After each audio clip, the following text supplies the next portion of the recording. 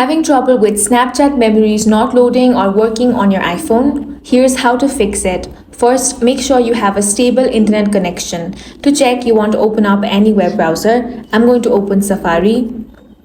Now, head over to any internet speed testing website and check if your internet is working properly.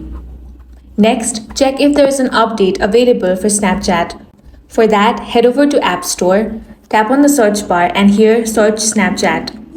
If you find the update option, tap on that and update the app to the latest version.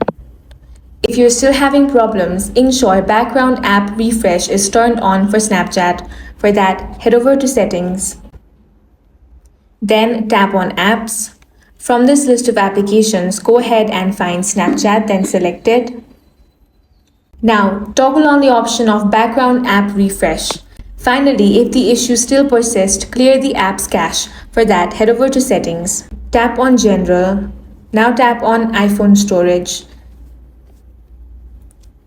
Find Snapchat and select it. Now select Offload App. Tap on Offload App again. Now wait for some time.